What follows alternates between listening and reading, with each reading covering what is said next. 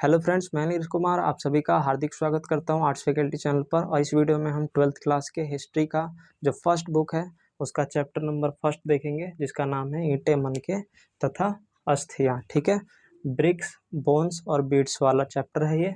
हड़प्पा सभ्यता पर particular based है, तो इस चैप्टर में हम हड़प्पा सभ्यता के बारे में जानेंगे। तो सबसे पहले ये वीडियो का पार्ट 1 है, इसी प्रकार से वीडियो का पार्ट 2, पार्ट 3 करके आया करेंगे। तो चैनल को आप ज़रूर सब्सक्राइब करें, घंटी वाले निशान को ज़रूर दबाएं ताकि मेरी सारी वीडियो आपको मिलती रहे टाइम टू टाइम। ठीक है जी। अब देखिए यहाँ पर इसमें देखते हैं हड़प्पा सभ्यता के बारे में। तो हड़प्पा सभ्यता का जो टाइम पीरियड है 2600 ईसा पूर्व से लेके 1900 ईसा पूर्व रखा गया है। ठीक है, अक्सर ईसा पूर्व और ईस्वी में डाउट रहते हैं, तो सबसे पहले आप ये डाउट क्लियर करें। 5 से 7 मिनट की वीडियो बनाई गई है और पूरा उसमें कंसेप्ट समझाया गया है ईसा पूर्व और ईस्वी क्या है। ठीक है, तो आप आर्ट्स फैकल्टी चैनल पर ज़रूर देखिए, क्योंकि वो जड़ है, वो बेस है हिस्ट्री को समझने का। उसके बाद ही आप आगे का कंसेप्ट समझ पाएंगे, ईसा पूर्व और ईस्वी के बीच अंतर। ठीक है, अब देखते हैं हम अपने टॉपिक को। तो इसमें हम इंट्रोडक्शन देखते हैं सबसे पहले हड़प्पा के बारे में। तो सबसे पहले इसमें विभिन्न नाम से जाना जाता है हड़प्पा सभ्यता को, जैसे कि हड़प्पा सभ्यता, सिंधु घाटी की सभ्यता, कांस्य युगीन सभ्यता, ठीक है, इंडस वैली सिविलाइजेशन।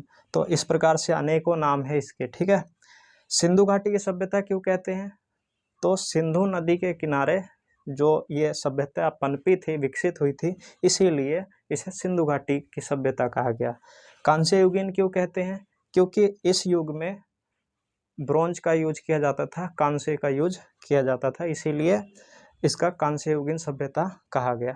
और इंडस वैली सिविलाइजेशन, तो इंडस वैली सिंधु नदी को ही कहते हैं। ठीक है, तो इस प्रकार से ये कंसेप्ट क्लियर नाम को लेकर। अब देखिए इसकी विशेषता क्या थी। तो विशेषता, भारत की सबसे प्राचीन सभ्यता है हड़प्पा सभ्यता। ठीक है, इसी का समकालीन मेसोपोटामियाई सभ्यता हुआ करता था, जो इराक में विकसित हुआ था। ठीक है जी। और इसकी विशिष्ट पुरावस्तु क्या थी? तो हड़प्पाई मोहरे थी। हड़प्पाई मोहरे सील, जो कि एक सेल खड़ी नामक पत्थर से बनाई जाती थी, और उस पे एक ऐसे जानवर है और एक ऐसी लिपि उत्कीर्णित है, यानी एक ऐसी लिपि लिखी गई है जिसे इतिहासकार अभी तक नहीं पढ़ पाए हैं। तो विशिष्ट पुरावस्तु में आप हड़प्पाई मोहर लेंगे। ठीक है, जानकारी के स्रोत क्या है हमारे पास हड़प्पा के बारे में? तो पुरातात्विक स्रोत है या फिर पुरातात्विक साक्ष्य है, आर्कियोलॉजिकल एविडेंस। ठीक है, पुरातात्विक साक्ष्य क्या होते हैं? जो हमें खुदाई से प्राप्त होते हैं।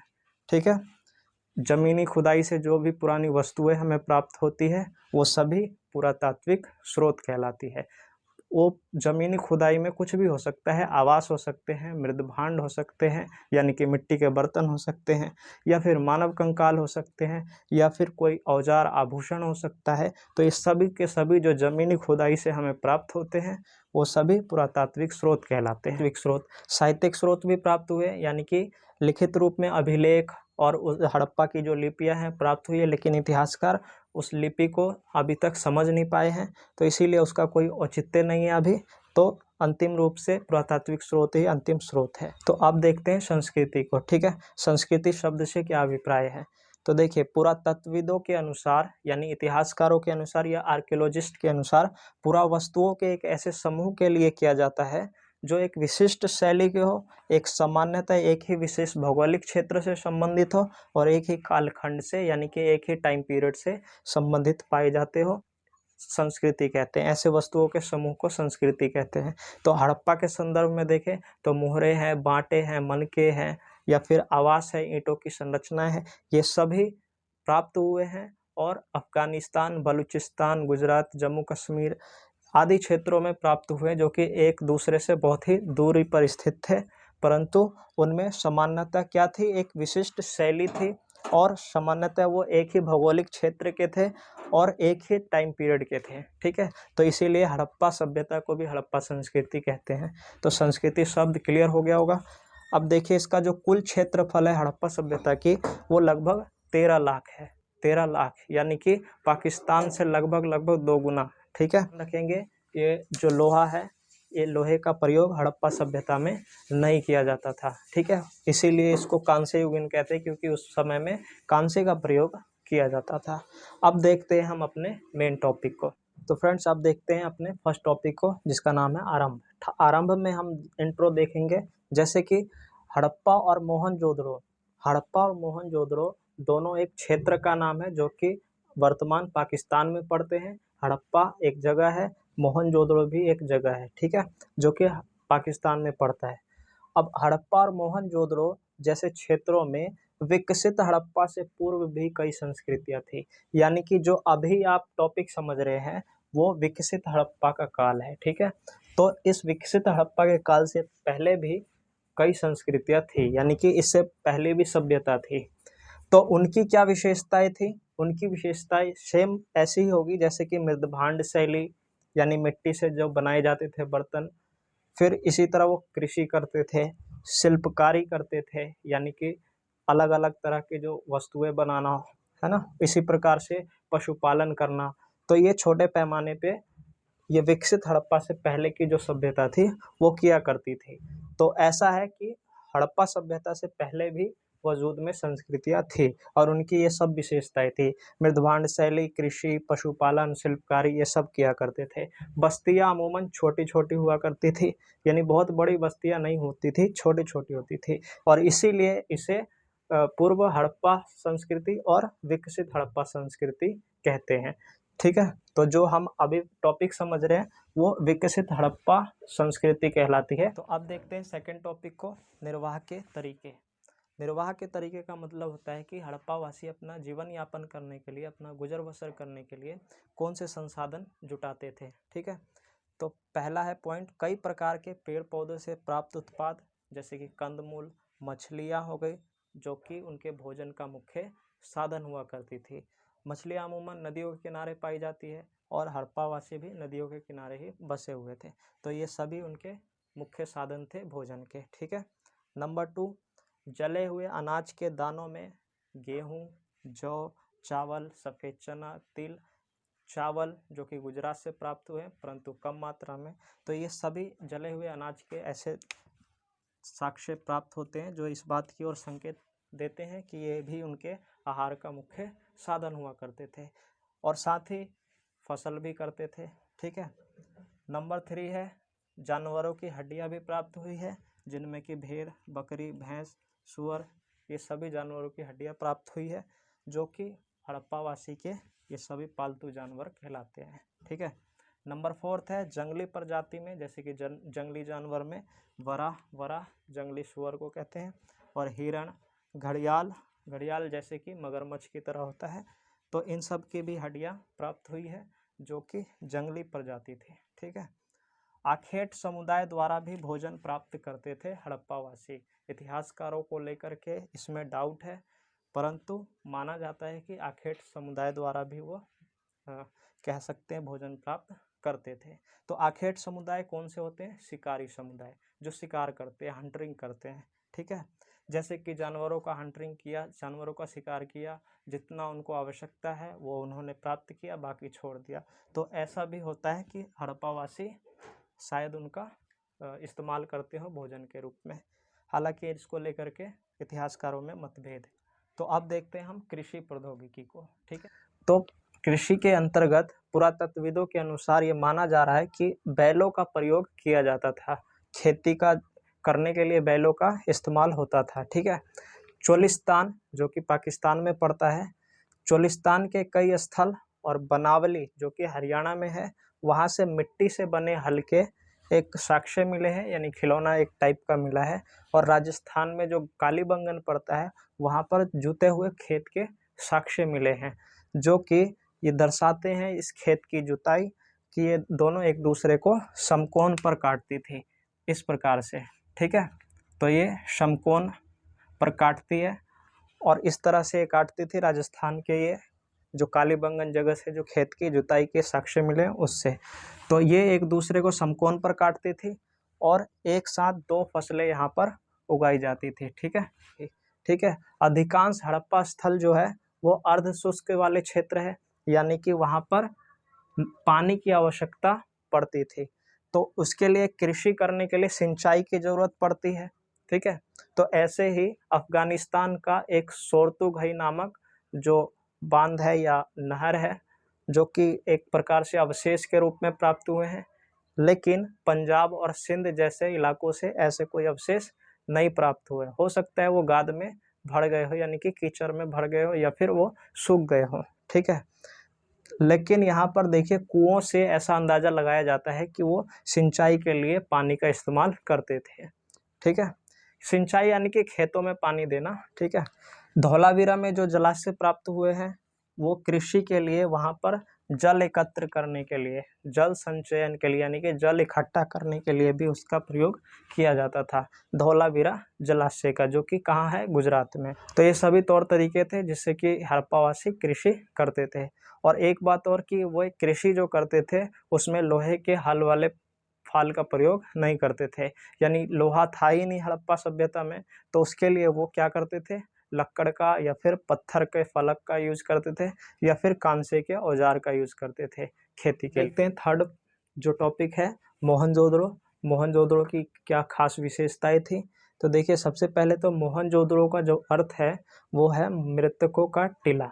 ठीक है, तो मोहनजोदड़ो का अर्थ आप लेंगे मृतकों का टीला। अब देखिए इसकी क्या क्या विशेषताएं थी। तो बेहतर नगर नियोजन प्रणाली थी। हड़प्पा सभ्यता में मोहनजोदड़ो सबसे प्रसिद्ध पुरास्थल मानी जाती है, और इसकी जो नगर नियोजन प्रणाली थी वो सबसे ज़्यादा अनोखी थी। ठीक है, और ये 2 भागों में बटी हुई थी, यानी कि जो बस्तियां थी वो 2 भागों में बटी हुई थी, जिसे कहा जाता है दुर्ग और निचला शहर। दुर्ग उसे कहते हैं जो ऊंचाई पे बसी हुई थी, और निचला उसे कहते हैं जो कि सामान्यतः धरातल पर बसाई गई थी। ठीक है ना, तो इस प्रकार से 2 बस्तियां थी मोहनजोदड़ो में। दुर्ग में अमूमन कौन से लोग रहेंगे, उच्च वर्ग के लोग रहेंगे, राजा वगैरह रहेंगे। ठीक है, और निचले स्तर पर देखें तो सामान्य लोग रहेंगे। अब मोहनजोदड़ो सबसे प्रसिद्ध पूरा स्थल है, लेकिन हड़प्पा जो है वो सबसे पहले खोजा गया था। 1921 ईस्वी में इसकी खोज हुई थी हड़प्पा की, उसके बाद 1922 में मोहनजोदड़ो की खोज हुई थी। ठीक है, आगे देखेंगे और भी डिटेल। एक विकसित शहरी केंद्र था यह मोहनजोदड़ो जो है वो एक विकसित शहरी केंद्र था। दुर्ग की जो संरचनाएं थी वो कच्ची ईंटों के चबूतरों पर बनाई गई थी। कच्ची ईंटों के चबूतरे एक प्रकार से ये होता है जो कि नींव का काम करते हैं, और फिर इसके ऊपर इमारतें बनाई जाती है। ठीक है, तो ये दुर्ग की जो संरचनाएं थी वो कच्ची ईंटों के चबूतरों पे बनी हुई थी, और इसकी 4 दीवारी की गई थी। 4 दीवारी का मतलब होता है फोर्टिफाई करना, यानी कि किलेबंद करना। इसे चारों तरफ से घेरा गया था दीवारों से। ठीक है, और इसके लिए बहुत बड़े पैमाने पर श्रम लगे होंगे, यानी कि मजदूर लगे होंगे। ठीक है, तो ऐसा माना जाता है कि जो ये नगर है उसका सबसे पहले नियोजन किया गया होगा, उसके बाद इसका बसावट किया होगा, यानी कि इसे बसाया गया होगा। ठीक है, निचला शहर भी दीवारों से घेरा गया था, यानी कि निचले शहर की भी फोर्टिफाई की गई थी, किलेबंदी की गई थी, और कई घरों को ऊंचे चबूतरों पर बनाया गया था। तो यहाँ पर भी निचले शहर में भी चबूतरे पे बनाए गए थे, और साथ ही ईंटों की जो संरचनाएं थी जो कि अमूमन धूप में सुखा करके या फिर भट्टियों में पका करके बनाई जाती थी, वो एक निश्चित अनुपात की होती थी, जिसकी चौड़ाई, ऊंचाई, और ये जो लंबाई है और चौड़ाई है वह ऊंचाई की क्रमश 4 गुनी और 2 गुनी हुआ करती थी। ठीक है, और ये सभी हड़प्पाई स्थलों से प्राप्त हुई है ईंटों की जो संरचनाएं हैं। तो एक प्रकार से ये मोहनजोदड़ो की एक विशेषता आ गई। अब देखते हैं इसमें नालों का निर्माण, गृह स्थापत्य और दुर्ग की कुछ खास विशेषताएं। तो सबसे पहले लेते हैं नालों का निर्माण। ठीक है ना, सीवर सिस्टम कैसा था वहाँ पर। तो देखिए नियोजित जल निकास प्रणाली की व्यवस्था थी वहाँ पर, यानी कि एकदम नियोजित तरीके से जलों को एक जगह से दूसरे जगह ट्रांसफ़र करने की बहुत ही शानदार व्यवस्थाएं बनाई गई थी, जिसे सीवर सिस्टम कहते हैं। आज देख सकते हैं उतनी अच्छी नहीं है, लेकिन उन लोगों ने आज से 5000 वर्ष पहले बहुत ही बेहतर जल निकास प्रणाली की व्यवस्था कर रखी थी। नंबर 2, सड़कों और गलियों को एक ग्रिड पद्धति में बनाई गई थी। ग्रिड पद्धति एक प्रकार से जालीदार नुमा संरचनाएं होती है। ठीक है ना, इस प्रकार से तो ये ग्रिड पद्धति में बनाई गई थी, और जो कि एक दूसरे को समकोण पर काटती थी। अब तीसरा है पॉइंट, एक दूसरे को समकोण पर काटती थी। फोर्थ लेते हैं, पहले नालियों के साथ गलियों का निर्माण किया गया था और फिर आवासों का निर्माण किया गया था, यानी कि घर बनाए गए थे। तो पहले नाली का निर्माण, उसके साथ ही गलियों का निर्माण और उसके बाद आवास का निर्माण किया गया था। ठीक है, तो ये नालों की विशेषताएं थी। अब गृह स्थापत्य देखते हैं, 3.2 है गृह स्थापत्य, यानी कि उनका जो घर का बनावट था वो किस तरह का था। तो जो निचला शहर है उसका एक आवासीय उदाहरण है। इसमें एक आंगन होता था, जैसे कि आंगन हो गया, और इसके चारों ओर कमरे बने होते थे इस प्रकार से। तो इस प्रकार से चारों ओर कमरे बने होते थे। आंगन जो था खाना पकाने का काम, सूत कातने जैसे गतिविधियों का केंद्र माना जाता था, यानी कि शरद और गर्म मौसम में ये मुख्य गतिविधियों का केंद्र माना जाता था।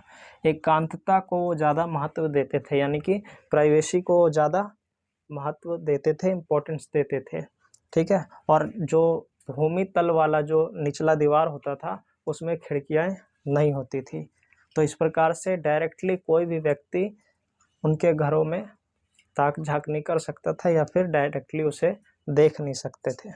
उसके बाद है ईंटों के फर्श से बना सभी घरों का अपना अपना स्नानागार होता था। लगभग 700 कुएं, ऐसा माना गया है विद्वानों के अनुसार कि 700 कुएं प्राप्त हुए हैं मोहनजोदड़ो से। ठीक है, तो कुछ कुछ आवासों में कुएं भी देखने को मिले हैं। तो वो कुएं अक्सर बाहरी हिस्सों में बनाए जाते थे, जिसमें कि जो राहगीर होते हैं, जो रास्ते से गुजरते हैं लोग, वो अक्सर वहाँ पर उस कक्ष में घर में जा कर के और वो कुएं से पानी पी सकते थे। तो इस प्रकार से बहुत सारे कुएं, लगभग 700 की संख्या बताई जाती है कि प्राप्त हुए मोहनजोदड़ो से। ठीक है, तो दुर्ग जो है मुख्य अपनी विशेषताओं के लिए इसलिए जाना जाता है क्योंकि यहाँ पर 2 संरचनाएं पाई गई हैं और 2 संरचनाएं अपने आप में एक विशिष्ट है। तो देखिए वो 2 संरचना क्या है। पहला है यहाँ पर अनानागार और दूसरा है स्नानागार। अनानागार होता है माल गोदाम, ठीक है, और स्नानागार जहाँ पर स्नान करते हैं। तो ये दोनों संरचनाएं जो है अपने आप में अनूठी है, जो कि मोहनजोदड़ो के दुर्ग से प्राप्त हुई है। तो अनानागार जो है माल गोदाम, उसकी जो लंबाई थी वो लगभग 46 मीटर लंबी थी और चौड़ाई जो थी वो 15-15.5 मीटर लगभग लंबी चौड़ाई थी। ठीक है, और ऊंचाई इसकी नहीं थी क्योंकि जो ऊपरी छत था वो एक प्रकार से लक्कड़ से बना था और अमूमन 5000 वर्ष पुरानी लक्कड़ रह नहीं सकती है, तो सड़ गल गए होंगे। ठीक है, तो ऊपर का ढांचा नहीं था, तो निचले हिस्से पाए गए हैं। इसी प्रकार से 6 और माल गोदाम हड़प्पा में पाए गए हैं। ठीक है, और स्नानागार जो है वो अमूमन स्नान करने के लिए प्रयोग में लिए जाते थे, विशिष्ट अनुष्ठानिक कार्यों के लिए, जैसे कि कोई धार्मिक सांस्कृतिक कार्यक्रम करते हैं, फेस्टिवल, उसके लिए ऐसा माना जाता है कि इस स्नानागार का इस्तेमाल करते थे हड़प्पाई वासी या मोहनजोदड़ो के लोग। ठीक है, तो इसकी जो लंबाई थी वो लगभग 12 मीटर लंबाई थी और चौड़ाई इसकी 7 मीटर थी। तो इसकी जो गहराई थी वो 2.5 मीटर थी। आंगन में बनाई गई थी एक संरचना आयताकार नुमा थी, जैसे इस प्रकार से, और उत्तर और दक्षिण दिशा में सीढ़ियाँ बनी थी अंदर प्रवेश करने के लिए। तो इस वीडियो में अभी के लिए इतना ही। वीडियो अच्छी लगी हो तो लाइक करें, चैनल को ज़रूर सब्सक्राइब करें। तो मिलते हैं अगले वीडियो में नेक्स्ट पार्ट के साथ। Thanks for watching.